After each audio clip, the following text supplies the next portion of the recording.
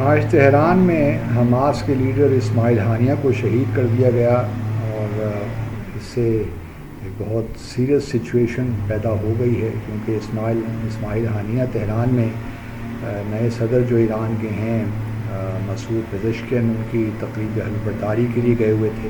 تو ایران کے لیے ایک بڑی امبیرسنگ سچویشن پیدا ہو گئی ہے، کیونکہ اسرائیل ڈینائی کر رہا ہے کہ ان کا کوئی ہاتھ ہے، لیکن اٹ گوز وداؤٹ سینگ کہ یہ بن نتن یاہو کا کیا ہوا ہے، کیونکہ وہ نہیں چاہتے کہ جو مذاکرات ہیں حماس کے ساتھ کسی طور آگے بڑھیں. وہ چاہتے ہیں کہ بن نتن یاہو دہشت گرد ہے، وہ چاہتا ہے کہ یہ وار تھیٹر براڈ ہو، یہ وار اس طرح ہی کنٹینیو کرے.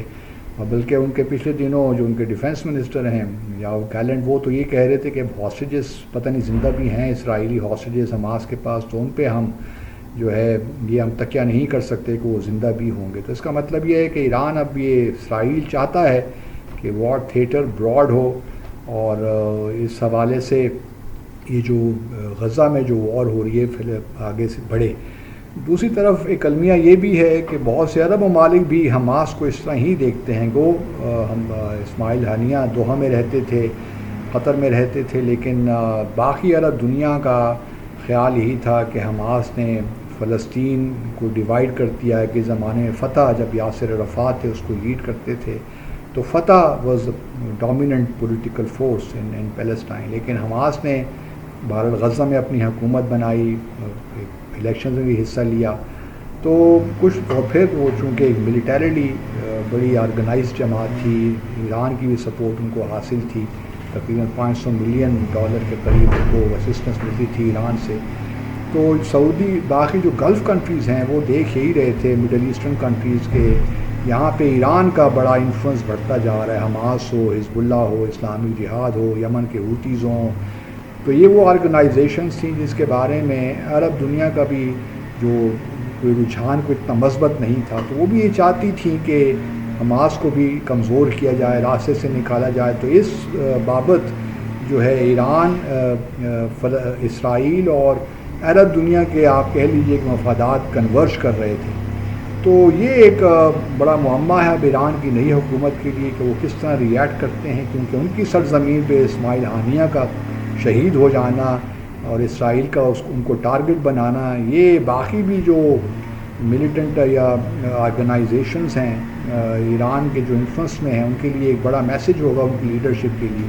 لیکن اسرائیل کو اور باقی عرب دنیا کو بھی اس خاص طور پہ اسرائیل کو اس زون میں نہیں رہنا چاہیے کہ وہ حماس کی پولیٹیکل لیڈرشپ کو ختم کر کے حماس کو بہت زیادہ نقصان پہنچا سکتی ہے. اصل تو دیکھیے نا، ایون جو ملٹری لیڈرشپ بھی ہے، جس طرح مثال کے یحییٰ سنور ہیں جو کہ ملٹری کے غزہ میں ہیں وہ، اور وہ جو ملٹری ساری ڈائمنشن ہے حماس کی اس کے وہ انچارج ہیں. تو اگر ان کو بھی لڑ سے شہید کر دیا جاتا ہے تو پیچھے سے کوئی اور لیڈرشپ آ جائے گی.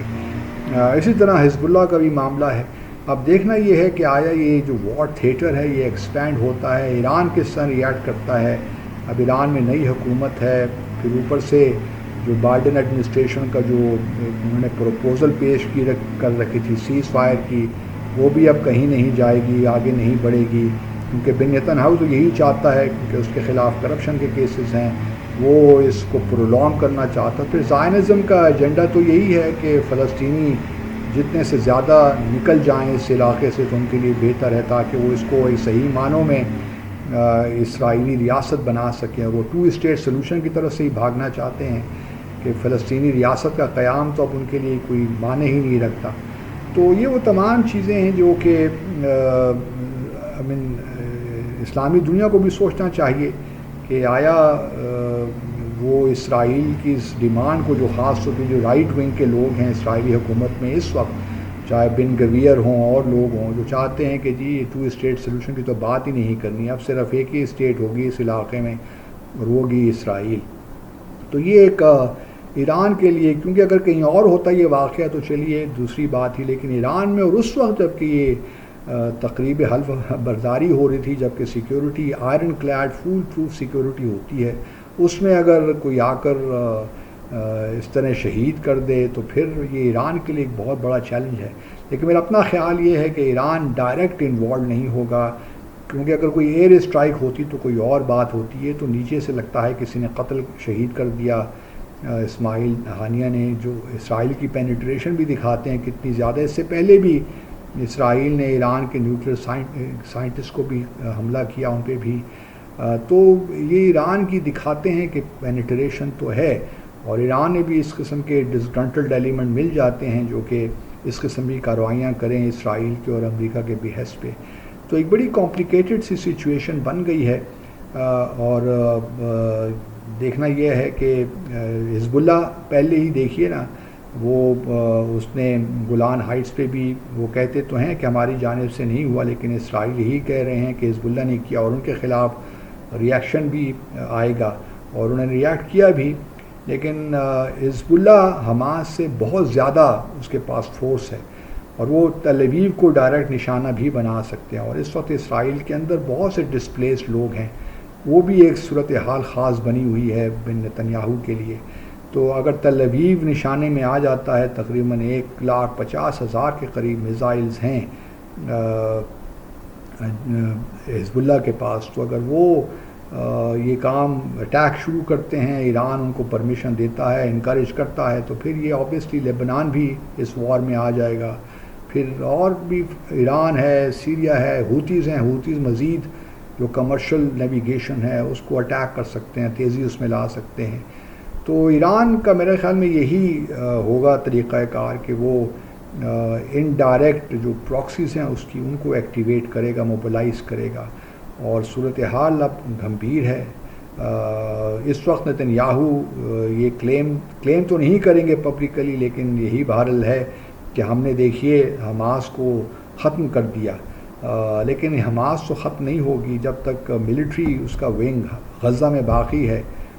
وہ تو جدوجہد اپنی جاری رکھیں گے اور ختم کر بھی دیں گے. 2006 میں بھی ہم نے دیکھا اسرائیل نے یہ کوشش کی کہ حزب اللہ کو ختم کر دے، لیکن وہ ختم نہیں ہوئی، بلکہ آج حزب اللہ زیادہ پاورفل ہے.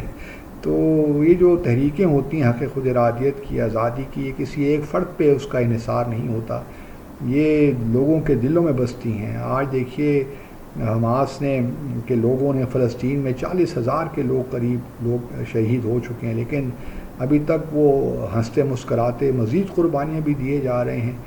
تو ایک مشکل سچویشن پیدا ہو گئی ہے، اور دیکھتے یہ ہیں کہ کیا ملیٹریلی، ڈپلومیٹیکلی ایران کیا اس طرح ریئیکٹ کرتا ہے. کوئی عرب لیگ کا بھی شاید کوئی ہو جائے، کیونکہ ایران اس کا حصہ نہیں ہے، لیکن عرب دنیا جیسا میں نے پہلے کہا وہ بھی شاید حماس کا خاتمہ ہی چاہتے تھے، اس لیے وہاں سے بھی کوئی اتنا سخت ریسپانس نہیں آئے گا. البتہ ترکی، پاکستان جیسے ممالک کو سخت ریئیکٹ تو کرنا چاہیے. Thank you very much.